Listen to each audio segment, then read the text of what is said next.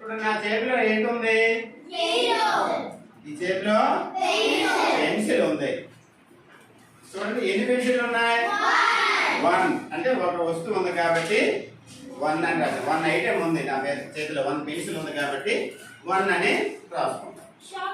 మరి అదే ఈ చేతిలో ఏంటుంది? చూడండి షార్ప్నర్ ఉంది. ఎన్ని ఉన్నాయి? 1. ఓకే తీస్తాం. ఇప్పుడు ఈ చేతిలో ఏంటుంది? ఏమైనా ఉందా లేదా? అసలు ఏమీ లేదు. ఏమీ లేకపోతే ఏం రాస్తాం మనము?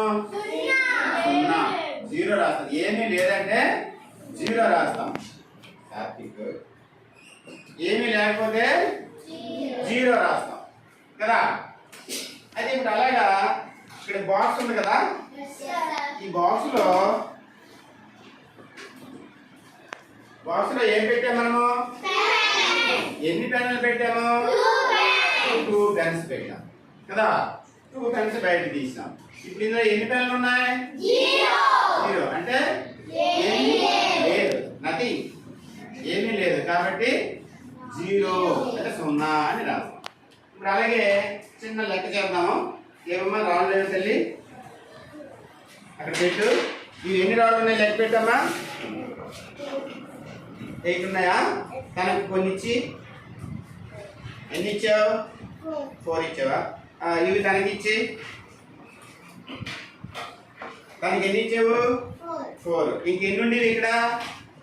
4 ఉండేవి. ఈ 4 తనకి ఇచ్చావా? ఇప్పుడు నీ దగ్గర ఎన్ని ఉన్నాయి? 0. ఇంకేమీ మిగలలేదు. ఇక్కడ ఏమీ లేవు కదా ఇంకా. సో 0 అంటే ఏమీ లేకపోతే 0. మన చేతిలో ఏదన్నా ఉంటే ఉన్నది, లేదు అంటే 0. అలాగే మన బ్యాగ్ లో ఏమీ లేకుండా కొత్త బ్యాగ్ కొన్నాం అనుకోండి, అందులో ఏమైనా ఉంటుందా? 0.